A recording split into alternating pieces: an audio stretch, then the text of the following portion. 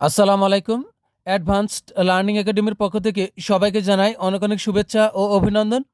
সুপ্রিয় সপ্তম শ্রেণীর শিক্ষার্থীরা, আজ সমাধান করব তোমাদের গণিত বইয়ের অনুশীলনী 11 অর্থাৎ তথ্য ও উপাত্ত, এই অধ্যায়ের অঙ্ক নং 16। এটা দেওয়া আছে তোমাদের 2026 সালের গণিত বইয়ের পৃষ্ঠা 169। 16 নং প্রশ্নে দেওয়া আছে, কোনো এক শ্রেণীর 30 জন শিক্ষার্থীর উচ্চতা সেন্টিমিটারের নিচে দেওয়া হলো। উচ্চতার আয়তলেখ আঁকো এবং এর থেকে প্রচুরক নির্ণয় করো। এই অঙ্কটি সমাধান করার জন্য সর্বপ্রথমে আমরা পরিসর নির্ণয় করব। এরপর পরিসরকে শ্রেণী ব্যাপ্তি দ্বারা ভাগ করে শ্রেণীর সংখ্যা নির্ণয় করব। আর শ্রেণীর সংখ্যা থেকে আমরা আয়তলেখ অঙ্কনের জন্য প্রয়োজনীয় সারণী তৈরি করব এবং তা থেকে আমরা আয়তলেখ এবং সবশেষে আমরা প্রচুরক নির্ণয় করব। তো শুরুতে চলো আমরা পরিসর নির্ণয় করি। তো পরিসর নির্ণয় করতে হলে আমাদের লাগবে সর্বোচ্চ সংখ্যা। এখানে সর্বোচ্চ সংখ্যা হলো 180, আর লাগবে সর্বনিম্ন সংখ্যা। এখানে সর্বনিম্ন সংখ্যা হলো 145। তো চলো শুরুতে আমরা আগে পরিসর নির্ণয় করি। এখানে সর্বোচ্চ সংখ্যা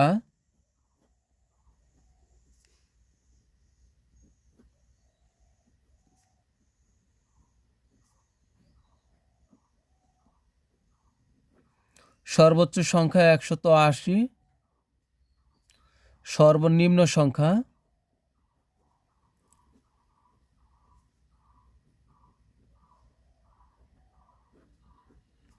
145। তা আমরা জানি পরিসর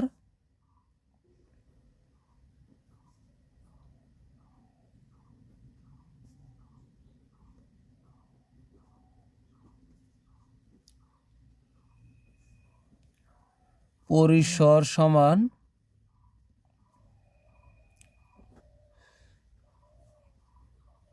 সর্বোচ্চ সংখ্যা বিয়োগ সর্বনিম্ন সংখ্যা।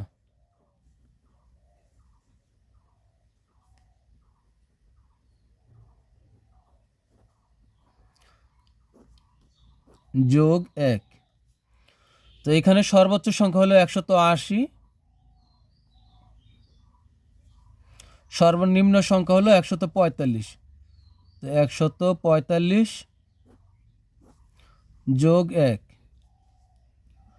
5 আছে 10 পাবো, 5 হইলে হাতে থেকে 1, 1 4 5, 5 আছে 8 পাবো, 3 হইলে। তো এখানে হচ্ছে 35 যোগ হলো 1 সমান হলো 36। এটা কিন্তু আমাদের পরিসর। তো এখানে তুমি যদি চাও যে সূত্র, এটা তুমি লিখবে না, সরাসরি পরিসর সমান 180 বিয়োগ 145 যোগ 1 এটি লিখলেও কিন্তু হয়ে যাবে। তো এখন আমরা পরিসর পেলাম। পরিসরকে আমরা এখন শ্রেণী ব্যাপ্তি দ্বারা ভাগ করব। তো এখানে যে 30টা উপাত্ত দেওয়া আছে, 30টি সংখ্যা দেওয়া আছে, তো এখানে যদি আমরা শ্রেণী ব্যাপ্তি 5 ধরি তাহলে কিন্তু আমাদের অনেক সহজ হবে। তো আমরা লিখব যে শ্রেণী ব্যবধান 5 ধরি, বা শ্রেণী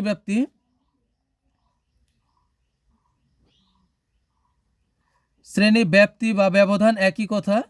শ্রেণী ব্যাপ্তি 5 নিয়ে শ্রেণী সংখ্যা।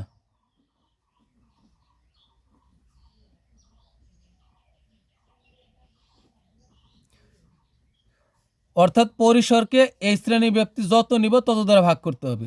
তো এখানে হলো 36 আর নিচে হবে 5। তুমি চাইলে এখানে সরাসরি তুমি শ্রেণীর সংখ্যা লিখলেও হবে, সমস্যা নেই। তো এখন 36কে আমরা 5 দ্বারা ভাগ করি। 5 ভাগ হলো 36, 5 7 35, এখানে নামবে হলো 1। 5 দ্বারা 1-এর ভিতরে যাচ্ছে না, তাই আমরা এখানে একটা দশমিক নেই, পরে এখানে একটা শূন্য নিই। 5 দ্বারা 10কে ভাগ করলে হবে 5 দুগুণে 10, অর্থাৎ 7.2। তো এখানে বের হলো 7.2। তো আমরা জানি যে শ্রেণীর সংখ্যাকে কখনোই আমরা দশমিক আকারে রাখতে পারবো না, একে আমরা পরবর্তী সংখ্যাটা নিব। এখানে 7.2 বের হয়েছে, তো 7-এর পরের সংখ্যা হলো 8। এখানে যদি 8.2 বের হতো তাহলে আমরা নিতাম 9। অর্থাৎ এখানে যে সংখ্যাটি থাকবে তারপরে যদি দশমিক বের হয় তাহলে তার পরের সংখ্যাটি নিতে হবে। তাহলে আমরা এখানে নেব 7-এর পরবর্তী হলো 8। তো আমরা সমান চিহ্নটা এইভাবে একটু বাঁকা করে দেবো, এটার নাম হলো প্রায়। তো এটা হচ্ছে তাহলে প্রায় 8। তো লিখব হলো সুতরাং শ্রেণীর সংখ্যা হবে 8টি। সুতরাং শ্রেণী সংখ্যা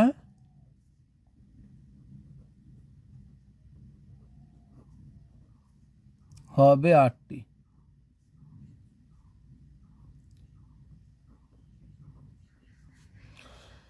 তো আয়তলেখ অঙ্কন করতে হলে আমাদের লাগবে সেগুলো হলো শ্রেণী ব্যাপ্তি, ট্যালির চিহ্ন, গণসংখ্যা, অবিচ্ছিন্ন শ্রেণীসীমা। যদি আমাদের আয়তলেখ অঙ্কন যদি করতে না বলতো সেক্ষেত্রে আমাদের অবিচ্ছিন্ন শ্রেণীসীমা না হলেও চলতো, কিন্তু যেহেতু আয়তলেখ অঙ্কন করতে বলছে সে কারণে আমাদেরকে অবশ্যই এই অবিচ্ছিন্ন শ্রেণীসীমাটা লাগবে। তো এখন আমরা শ্রেণী ব্যাপ্তিটা পূরণ করি। শ্রেণী ব্যাপ্তি এখানে আমাদের সর্বনিম্ন সংখ্যা হলো 145। তো 145 থেকে আমরা শুরু করি। 145 শ্রেণী ব্যাপ্তি কত ধরেছি আমরা 5। তাহলে 145 থেকে 145 সহ আমরা গণনা করব 5 ঘর যাব। 145 থেকে শুরু করি।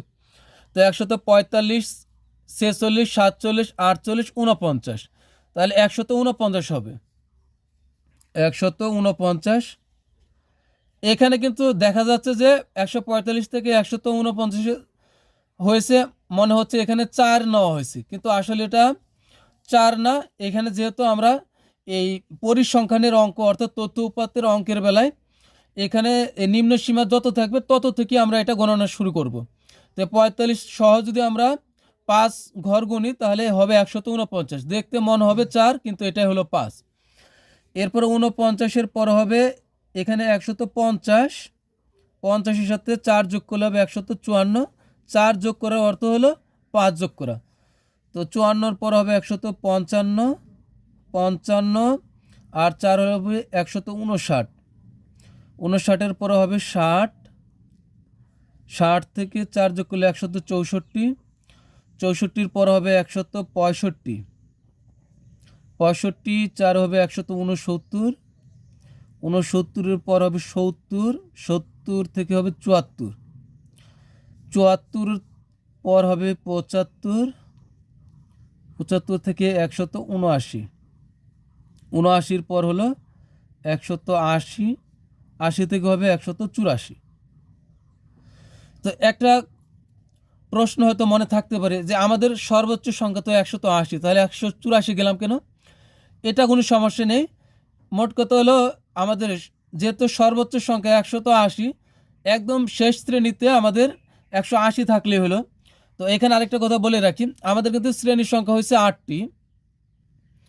তো এখানে 8টি শ্রেণীর সংখ্যার সাথে আমরা আরও 2টা শ্রেণীর সংখ্যা অতিরিক্ত যোগ করব। একটা হলো শ্রেণী ব্যাপ্তি, ট্যালিচিহ্ন, গণসংখ্যা, অবিচ্ছিন্ন শ্রেণীসীমা, এই শিরোনামগুলো লেখার জন্য, আর নিচে মোট লেখার জন্য আরেকটা শ্রেণী আমরা অতিরিক্ত নেব।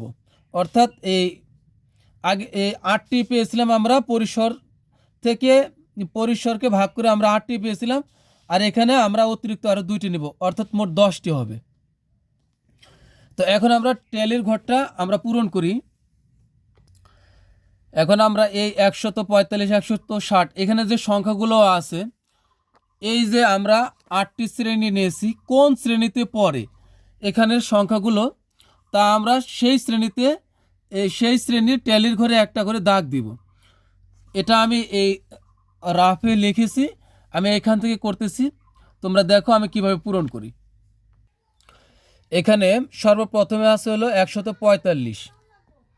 তো এখানে আছে 145, তাহলে এই 145 হলো এই শ্রেণীতে আছে, তাহলে এই ট্যালির চিহ্নের ঘরে আমরা একটা দাগ দিব। এরপর হলো 160,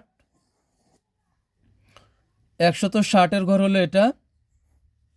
150, এটা 150-এর ঘর। 155, এই যে এটা 155-এর ঘর। এরপরে হলো 148, 145 থেকে 149 এর ভিতরে 148, 152, এখানে হচ্ছে 50 থেকে 54 এর ভিতরে কিন্তু 152 আছে, তো এটা 152। তো 160, 160 ঘর এটা, 165, 165, 170, এটা হলো 170, তারপরে 160, এটা 160, 175, 175, 165, 165, 180, এখানে হলো 180, তারপরে হলো 175, 175, 160, এই যে 160, 165, 165, 145, সবার উপরে 145, 155, এই যে এটা হলো 155, 175, 175, তারপরে 170, 170, তারপরে হলো 165, এই 165, 175, 175, 145, 145, 170, 170, 165, এটা হলো 165। চারটা হওয়ার পরে আমরা 5 নম্বরটা আমরা এইভাবে আড়াআড়ি দিব। 165, এই 165, এই যে আমরা কোনাকুনি দাগ দিয়েছি এটাকে কিন্তু 1 গুণ, অর্থাৎ এখানে মোট 5টি হলো এখন। তারপরে 160, এই 160, এটা 4টা হয়েছে, তো কোনাকুনি দাগ দিব। 180, 180, 170, 170, 165, 165, তারপরে 150, এই 100 হলো 50। ট্যালি চিহ্নর ঘরে আমরা যা পেয়েছি এটা এখন আমরা গণসংখ্যার ঘরে আমরা সংখ্যার আকারে লিখব। এখানে আছে 4, 3, 2, 5, 6, 4, 4, তারপরে হলো এখানে হলো 2। তো এখানে কিন্তু যোগ করে আমাদের মোট 30 হতে হবে, কারণ এখানে কিন্তু উল্লেখ করে দেওয়া আছে 30 জন শিক্ষার্থীর উচ্চতা, তাহলে এখানে কিন্তু 30 হতে হবে। 4 আর 3 7, 7 আর 2 হলো 9, 9 আর 5 হলো 14, 6 20, 4 24, 4 28, 2 হলো 30। এখন আমাদের অবিচ্ছিন্ন শ্রেণীসীমা বের করতে হবে, যেহেতু আমরা আয়তলেখ অঙ্কন করব। অবিচ্ছিন্ন শ্রেণীসীমা বের করার নিয়ম কি আমরা জানি। এই যে নিম্ন সীমা, এটা হলো 145 নিম্ন সীমা, আর 149 হলো উচ্চ সীমা। তো নিম্ন সীমা থেকে আমরা হাফ অর্থাৎ 0.5 বাদ দিব, আর এটার সাথে 0.5 যোগ করব, তাহলে কিন্তু শ্রেণীটার কিন্তু কোনো মানের পরিবর্তন হলো না, একই হলো, কারণ এখানে 0.5 বাদ দিয়েছি আর এখানে 0.5 যোগ করেছি। তো এখানে হবে 100, যদি ক্যালকুলেটারে তুমি বিয়োগ করো 145 থেকে যদি 0.5 বিয়োগ করো তাহলে হবে 144.5। তো 144.5, আর এরপর হলো এটার সাথে আমরা 0.5 যোগ করব, 149.5। এবার আমাদের শ্রেণী ব্যাপ্তিগত শ্রেণী ব্যাপ্তি হলো 5, যেহেতু শ্রেণী ব্যাপ্তি 5 ধরেছি, তাহলে এই 144.5 এর সাথে আমরা 5 করে যোগ করলেই হয়ে যাবে। সেক্ষেত্রে প্রত্যেকবার এখান থেকে 0.5 আর বিয়োগ করার প্রয়োজন নেই, 5 যোগ করলেই হবে, অথবা 5 যোগ করলেই হবে, অথবা তুমি এখান থেকে 0.5 করে এখান থেকে দেখে 150 আছে, এখান থেকে হাফ বাদ দিলে হবে 149.5 হবে, অথবা তুমি এখানে 5 করে যোগ করলে হবে। তাহলে আমরা 5 করে যোগ করলে 144, 44-এর 5 হবে 149। আগে আমরা এই পাশেটা পূরণ করি, 149.5, 49, এরপরে হবে 154.5, এর সাথে যদি আবার 5 যোগ করি তাহলে হবে 159.5। তবে এখানে কিন্তু প্রকৃত পক্ষেই তোমাকে 5 যোগ করতে হবে। এখানে যেমন 4 যোগ করেছে এরকম কিন্তু করলে হবে না, এখানে 4 যোগ করার অর্থ হলো এখানে 5 যোগ করা, কিন্তু এইখানে তোমাকে প্রকৃত পক্ষেই 5 যোগ করতে হবে। 159, এরপর হলো 164 হবে, এখানে 164.5, 164.5, এরপরে হবে হলো 169 হবে, 169.5, এরপরে 5 যোগ করলে হবে 174.5, এরপরে এখানে হবে 179 হবে, তাহলে 179.5। তো এই পাশে আমরা আবার এখান থেকে আমরা 149.5 থেকে এই যে এখানে এটা এখন আমরা দেখে দেখে বসা দিতে পারবো, যা থাকবে খালি এর সাথে 0.5 যোগ করব। 154.5, 159.5, 164.5,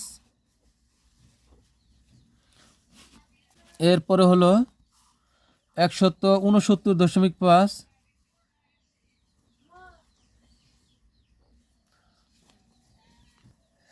এরপরে হবে এখানে 174.5,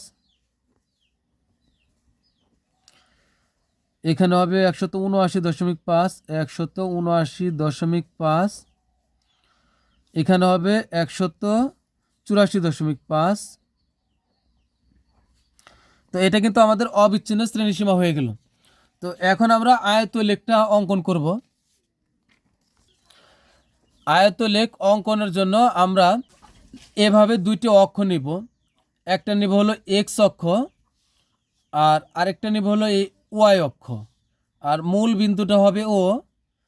তো এক্স অক্ষে আমরা লিখব হলো অবিচ্ছিন্ন শ্রেণীসীমা বা অবিচ্ছিন্ন শ্রেণী ব্যাপ্তি, আর ওয়াই অক্ষে লিখব হলো গণসংখ্যা।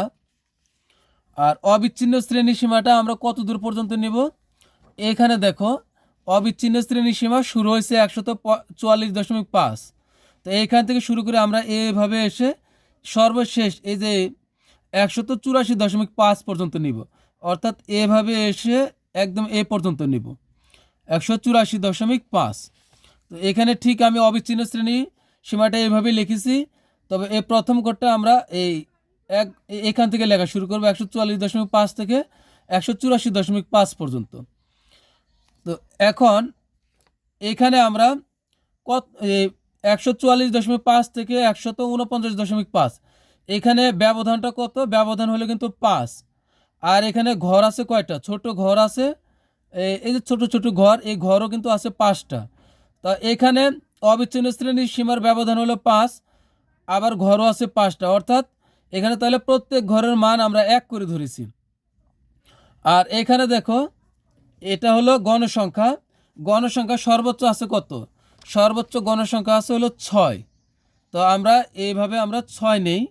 তো এটা হলো 1, 2, 3, 4, 5, এটা হলো 6।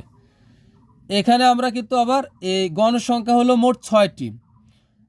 এখানে এইখান থেকে শুরু করে এই ও থেকে শুরু করে এই পর্যন্ত ছোট ছোট ঘর আছে 5টি, কিন্তু আমরা গণসংখ্যা লিখেছি 1। তার মানে এখানে 5 ঘরের মান আমরা গণসংখ্যার 1 একক ধরেছি, কারণ এখানে ছোট ঘর নিয়েছি 5টা আর গণসংখ্যা লিখেছি 1। তার মানে এখানে 5 ঘরের মান হলো গণসংখ্যার 1 একক। তো এখন আমরা গণসংখ্যাটা উপস্থাপন করি। এখানে প্রথমে আছে কি, তো আয়তলেখ অঙ্কনের পূর্বে তোমাদেরকে বলি যে এখানের সমস্ত কাজ কিন্তু আমি কলম দিয়ে করেছি, তোমরা কিন্তু এই ছক কাগজের একটা কাজও তোমরা কলম দ্বারা করতে পারবে না, সম্পূর্ণ এটা পেন্সিল দ্বারা করতে হবে। তো এখানে দেখো প্রথমে কি আছে, গণসংখ্যা আছে হলো 4। তো আমরা এই 100, এটা কোন শ্রেণীতে আছে, এটা হলো 144.5 থেকে 149.5, এখানে আছে গণসংখ্যা 4। তো এই এখান থেকে 144.5 থেকে 149.5, তো এখানে আমরা গণসংখ্যা 4-এর ঘরে যাব। তো এই প্রথম ঘর থেকে যে এটা থেকে শুরু করতে হবে, এখানে কিন্তু যাব না, এইখান থেকে শুরু করতে হবে 144.5। তো এখানে হবে গণসংখ্যা হবে 4, তো এইটা হলো 4, এটা কিন্তু আমরা যোগ করে দেব স্কেল দ্বারা।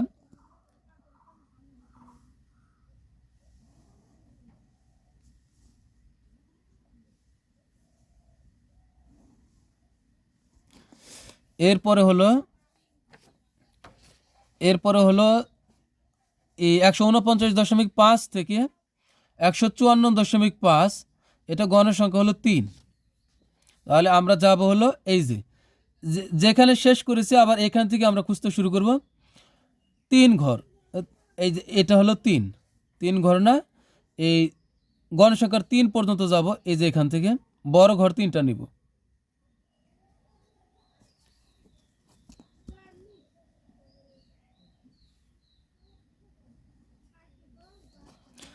এরপরে হলো দুই, এরপরে দুই, তো দুই যাব আমরা এই পর্যন্ত।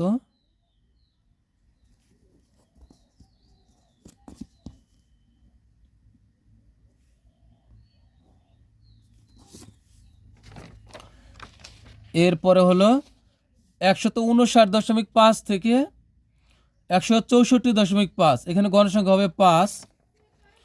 তো এইখান থেকে আমরা যাব এই 159.5 থেকে 164.5, তো তো প্রথম আছে কি 159.5, তো এই 159.5 থেকেই যাব হলো গণসংখ্যার 5 পর্যন্ত। এই যে এটা হলো 5 বরাবর, এই যে এখান থেকে, তো এখানে হবে 5।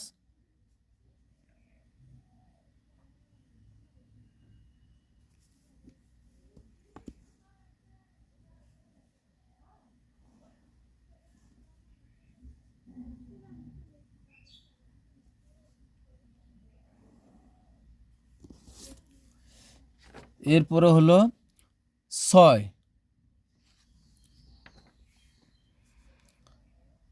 6 হলো এইটা।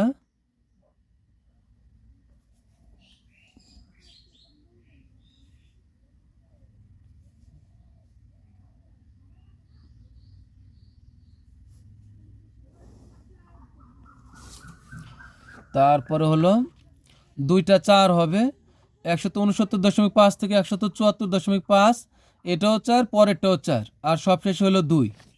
তাহলে 4 4 2, তো আমাদের 4 হবে এই যে এটা পরেরটা, এটা হলো 4।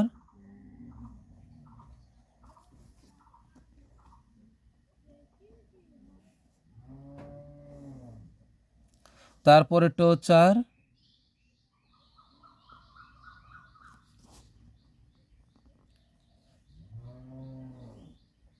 সবশেষেরটা হলো 2। তো এখান থেকে যাব, এটা হলো 2।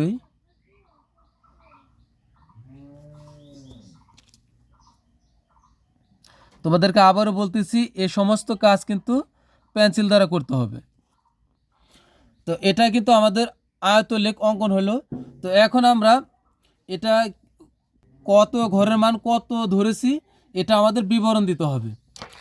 বিবরণ এইভাবে দিব, আয়তলেখ অঙ্কন, ছক কাগজের এক্স অক্ষ বরাবর প্রতি ঘরকে অবিচ্ছিন্ন শ্রেণী সীমার 1 একক ধরে এবং ওয়াই অক্ষ বরাবর, তো আগে এখানে দেখি ছক কাগজের এই যে এক্স অক্ষ, ছক কাগজের এক্স অক্ষ বরাবর প্রতি ঘরকে, এই যে ছোট ছোট প্রতি ঘর, এই প্রতি ঘরকে আমরা 1 একক করে ধরেছি, কারণ এখান থেকে 140.5 থেকে 149.5 এখানে, আবার এখানে শ্রেণী ব্যবধান হচ্ছে 5, আবার ছোট ছোট ঘরও আছে 5টা। তাহলে 5কে যদি আমরা 5 দ্বারা ভাগ করি তাহলে 1 করে পড়ে, তাহলে এখানে কিন্তু 5 ঘর, এই প্রত্যেক ঘরের মান আমরা 1 করে ধরেছি। তো এটা হলো কি ছক কাগজের এক্স অক্ষ বরাবর প্রতি ঘরকে অবিচ্ছিন্ন শ্রেণী সীমার 1 একক ধরে এবং ওয়াই অক্ষ বরাবর প্রতি 5 ঘরকে গণসংখ্যার 1 একক ধরে আয়তলেখ আঁকা হয়েছে। এই যে ওয়াই অক্ষ বরাবর এইভাবে ঘর আছে কয়টা, ছোট্ট ছোট্ট ঘর আছে হলো 5টা, কিন্তু আমরা লিখেছি গণসংখ্যার 1, অর্থাৎ ঘর নিয়েছি 5টা আর গণসংখ্যার ধরেছি 1টি। তার মানে এখানে 5 ঘরের মান হলো 1 একক, গণসংখ্যার 1 একক। তো এটাই কিন্তু আমরা লিখে দিয়েছি। আর মূল বিন্দু থেকে 144.5 পর্যন্ত এটা ফাঁকা চিহ্ন, ভাঙা চিহ্ন দিয়েছি এটা আমরা। তো এটা এইভাবে লিখব যে এক্স অক্ষের মূল বিন্দু থেকে, এই যে এক্স অক্ষের মূল বিন্দু থেকে 144.5 পর্যন্ত ঘরগুলো বিদ্যমান বোঝাতে ভাঙা চিহ্ন ব্যবহার করা হয়েছে। তাহলে আমরা এটা লিখবো এইভাবে যে ছক কাগজের এক্স অক্ষ বরাবর প্রতি ঘরকে অবিচ্ছিন্ন শ্রেণী সীমার 1 একক ধরে এবং ওয়াই অক্ষ বরাবর প্রতি 5 ঘরকে গণসংখ্যার 1 একক ধরে আয়তলেখ আঁকা হয়েছে। এক্স অক্ষের মূল বিন্দু থেকে 144.5 পর্যন্ত ঘরগুলো বিদ্যমান বোঝাতে ভাঙা চিহ্ন ব্যবহার করা হয়েছে। তো আমাদের কিন্তু আয়তলেখের সমস্ত কাজ শেষ হয়ে গেল। তো এখন আমরা প্রচুরক নির্ণয় করব। তো একটা চিত্র থেকে আমরা প্রচুরক নির্ণয় করব। আমরা যে আয়তলেখ অঙ্কন করেছি এটা থেকে আমরা এখন প্রচুরক নির্ণয় করব। তো প্রচুরকটা আমরা কিভাবে নির্ণয় করব? প্রচুরক নির্ণয় করার জন্য আমরা চলে যাব, একটা আছে এ সবচেয়ে উঁচু যে আয়ত আছে, এটা একটা আয়ত, এটা একটা আয়ত, এটা আয়ত, এই সবগুলো কিন্তু প্রত্যেকটা এক একটি আয়ত। তো সবচেয়ে উঁচু যে বা সর্বোচ্চ যে আয়ত আছে আমরা সেই আয়ত্তের এখানে যাব। যাওয়ার পর এই এই কোণার এই কৌণিক বিন্দুর সাথে এই কৌণিক বিন্দু আর এই কৌণিক বিন্দুর সাথে এই কৌণিক বিন্দু আমরা আড়াআড়ি সংযোগ করে দিব। এই কৌণিক বিন্দুর সাথে এই কৌণিক বিন্দু আমরা যোগ করে দিব।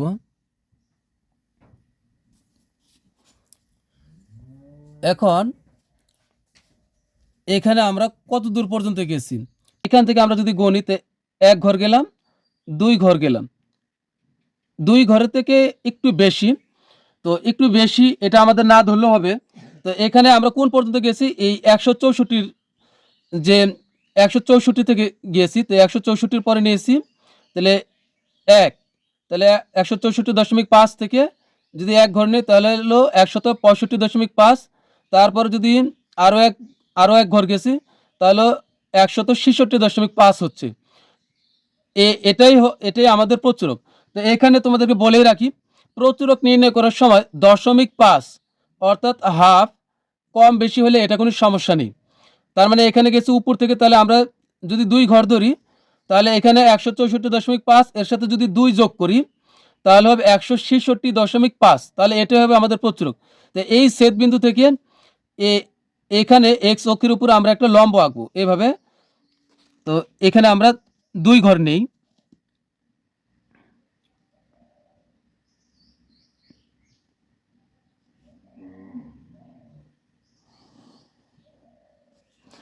তো এটা কিন্তু আমাদের প্রচুরক হবে। তাহলে এটা হচ্ছে 166.5।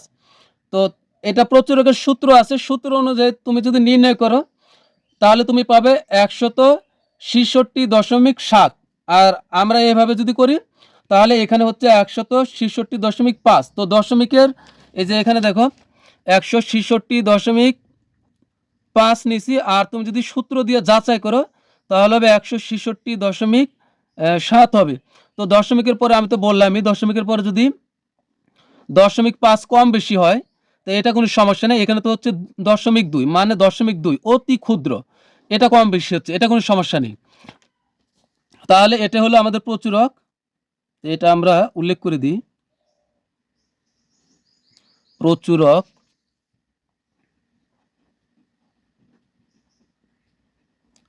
166.5। কারণ 164.5 তো এখানে আছে, যদি আরো 2 ঘর নেই যোগ করলে এই লম্ব আঁকলে যদি আরো 2 ঘর হয় সেক্ষেত্রে 164.5 সাথে 2 যোগ করলে হবে 166.5। তাহলে এটা হলো প্রচুরক। তো প্রচুরকেরও কিন্তু আমাদের বিবরণ দিতে হবে। তো প্রচুরক নির্ণয়ের আমরা বিবরণটা এভাবে দিব। এখানে চিত্রায়িত আয়তলেখ থেকে দেখা যায়, এই যে সম্পূর্ণটা এটা হলো কি আয়তলেখ। তো এখানে চিত্রায়িত আয়তলেখ থেকে দেখা যায় বেশি সংখ্যক গণসংখ্যা 164.5 থেকে 169.5 শ্রেণীতে অবস্থিত। এই যে গণসংখ্যাটা, এটা তো গণসংখ্যা তাই না? এই যে এটা তো গণসংখ্যা, তো এটা হচ্ছে সর্বোচ্চ। আর এটা আছে কোন শ্রেণীতে? এই যে 164.5 থেকে 169.5 এই শ্রেণীতেই আছে সর্বোচ্চ গণসংখ্যা। এই যে গণসংখ্যাটা সর্বোচ্চ আছে 164.5 থেকে 169.5 এই শ্রেণীতে আছে।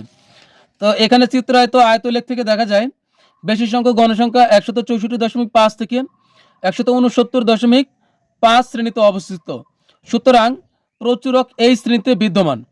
প্রচুরক নির্ধারণ করার জন্য সর্বোচ্চ আয়তের উপরিভাগের কৌণিক বিন্দুদ্বয় থেকে 2টি আড়াআড়ি রেখাংশ আগের ও পরের আয়তের উপরিভাগের কৌণিক বিন্দুর সাথে সংযোগ করা হয়েছে। এদের ছেদ বিন্দু থেকে এক্স অক্ষের উপর যে লম্ব টানা হয়েছে তা এক্স অক্ষকে 166.5 বিন্দুতে ছেদ করে। সুতরাং নির্ণয় প্রচুরক 166.5। আমি আবার বোঝাই দিচ্ছি। তো এটা কিন্তু সেমি লিখবো অবশ্যই আমরা, যেহেতু প্রশ্নপত্রে সেমি দেওয়া আছে। তো এখানে দেখো বিবরণটা আমরা কিভাবে লিখব, যে এখানে চিত্রায়িত আয়তলেখ থেকে দেখা যায় যে সবচেয়ে বেশি গণসংখ্যা আছে হলো 164.5 থেকে 169.5 শ্রেণীতে। তো এই শ্রেণীতেই প্রচুরক বিদ্যমান। তো প্রচুরক নির্ধারণ করার জন্য আমরা সর্বোচ্চ আয়তের উপরিভাগের কৌণিক বিন্দুদ্বয় থেকে, কৌণিক মানে যে কোণা, কৌণিক বিন্দুদ্বয় থেকে তার আগের ও পরের আয়তলেখের উপরিভাগের কৌণিক বিন্দুর সাথে আড়াআড়ি দুটি রেখাংশ সংযোগ করি। তো এই দুটি আড়াআড়ি রেখাংশ যে বিন্দুতে ছেদ করেছে সেই ছেদ বিন্দু থেকে এক্স অক্ষের উপর একটি লম্ব আঁকি, যা এক্স অক্ষকে 166.5 বিন্দুতে ছেদ করে। সুতরাং নির্ণেয় প্রচুরক 166.5। প্রচুরকটা কিভাবে বের করা হয়েছে বা নির্ণয় করা হয়েছে এটা তুমি যদি বেশ ভালোভাবে বোঝো, তাহলে কিন্তু প্রচুরকের বিবরণটা তোমার কাছে কঠিন মনে হবে না। তুমি তোমার মন থেকেই সুন্দর করে গুছিয়ে লিখে দিতে পারবে। তো প্রিয় শিক্ষার্থীরা, আজকের মতো ক্লাস এখানে শেষ। পরবর্তী ক্লাস দেখার আমন্ত্রণ জানিয়ে তোমাদের কাছ থেকে বিদায় নিচ্ছি। সবাই ভালো থাকবে, সুস্থ থাকবে। আল্লাহ হাফেজ।